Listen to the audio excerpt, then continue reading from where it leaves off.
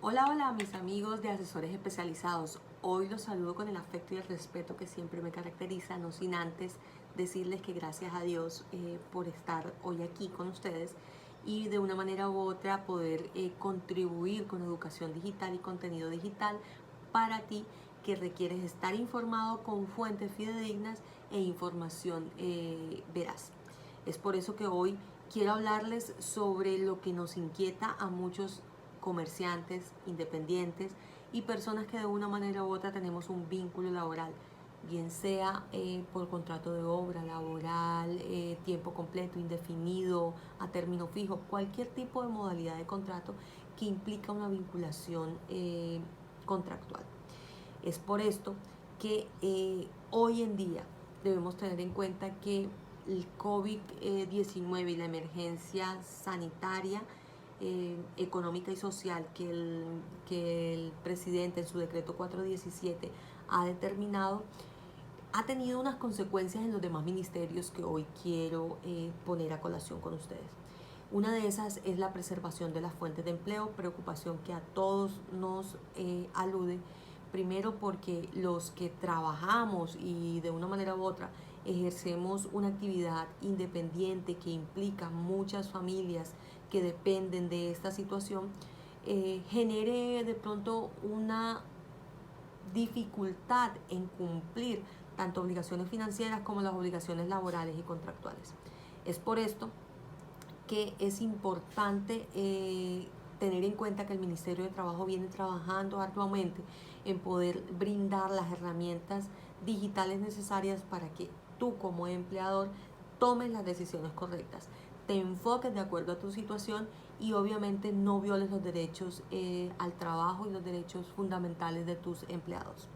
Es importante determinar que para efectos de considerar una fuerza mayor, como es el caso del coronavirus y el COVID-19, es necesario que haya un contagio efectivo de algún trabajador de la empresa.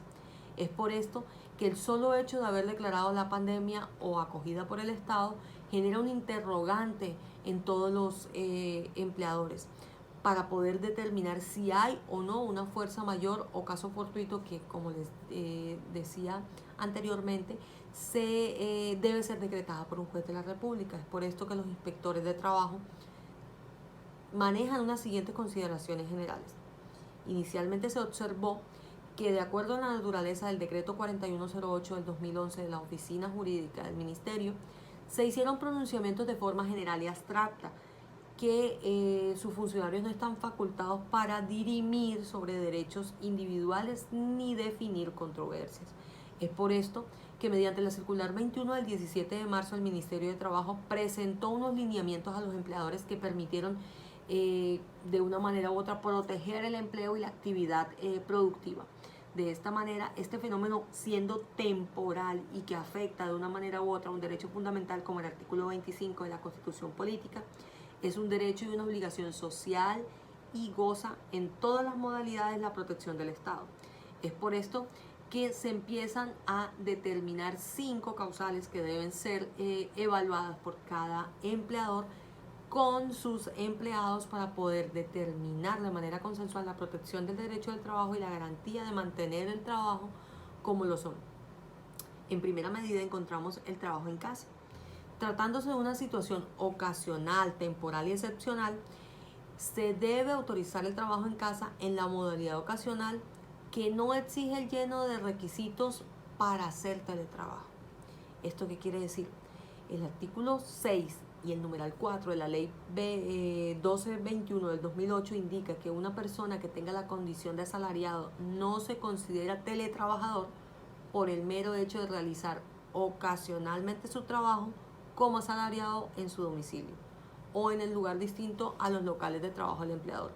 De esta vez que toda vez que siempre hay un trabajo habitual prestado en un lugar específico. Este caso que para optar en esta modalidad debe existir un acuerdo entre el empleador y el trabajador. De esta manera, el trabajo en casa, como situación ocasional, temporal y excepcional, no requiere especificación como teletrabajo. Se constituye como una alternativa viable y enmarcada de ordenamiento legal, la cual permite que podamos suplir esta emergencia sanitaria. En segunda medida se encuentra el teletrabajo.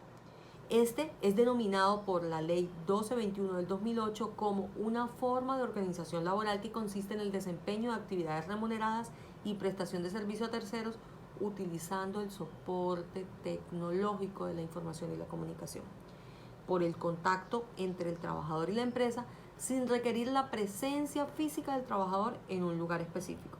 De esta manera, que no le serán aplicables las disposiciones de jornada de trabajo, horas extras y horario de trabajo nocturno, sin que se pueda imponer tampoco altas cargas de trabajo. De igual manera, se debe tener en cuenta que el salario del teletrabajador no podrá ser inferior al que se pague por el mismo valor a una persona que preste su servicio en un punto específico y con igual rendimiento. Es por eso que la regulación del teletrabajo está contenida en el artículo 5, título 1, parte 2 del libro 2 del decreto 1072 o reglamento único del sector del trabajo, el cual también fue compilado el anterior decreto, que es el 884 del 2012. Es importante saber que el teletrabajo está concebido como bajo una serie de requerimientos, tales como la visita previa al puesto de trabajo, en donde se verifiquen las condiciones del trabajo, las características físicas, biológicas, ergonómicas y psicosociales que tengan que ver por el tema del riesgo de seguridad social del trabajador. Es importante también saber que existe una guía para la prevención y actuación de situaciones de riesgo, en este caso, la cual está determinada por la administradora de riesgos laborales. Al momento de la afiliación se debe indicar que el trabajador presta su servicio como teletrabajo, y esto está dispuesto en la resolución 3310 del 2018 del Ministerio de Salud y Protección Social. Ahora bien, la tercera opción es la jornada flexible. Se reglamenta o se puede fijar, establecida por el empleador o fijarse dentro de los límites que la ley permite, la cual señala que son 8 horas diarias, en total 48 semanales.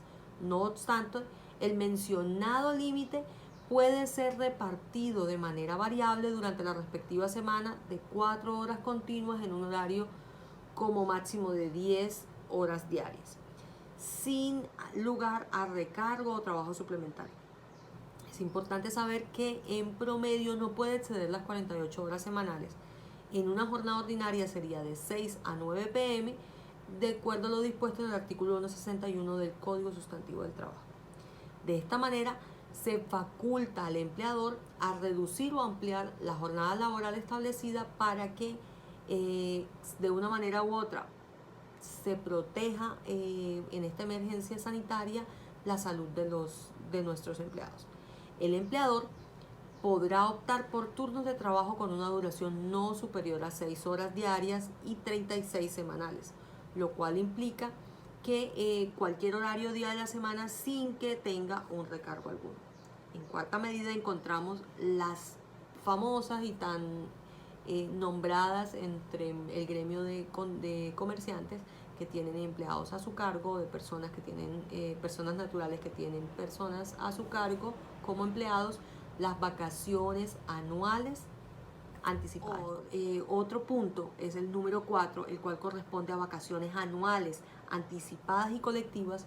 El trabajador tiene derecho a un descanso remunerado por haber prestado el servicio durante un año de servicio, consistente en 15 días hábiles consecutivos de vacaciones remuneradas, de conformidad al artículo 168 del Código Sustantivo de Trabajo. De ahí que, mediante esta circular, se puede otorgar vacaciones a los trabajadores antes de causar el derecho, lo que quiere decir vacaciones anticipadas. Nuestros empleados ya disfrutaron sus vacaciones o fueron compensadas las de este año. Podemos anticipar las vacaciones del año que sigue o el año siguiente, para que de una manera u otra podamos suplir esta situación que genera un pago de recursos sin la prestación del servicio. Los empleadores podrán fijar vacaciones colectivas de sus trabajadores incluso sin que se haya cumplido el año de servicio, para lo cual debe tener en cuenta las siguientes consideraciones. Primero, las vacaciones deben ser remuneradas al trabajador con el salario que devenga al momento del disfrute. No podemos utilizar el salario del año siguiente porque no sabemos todavía el valor fijado. De tal manera se pagará con el salario del 2020.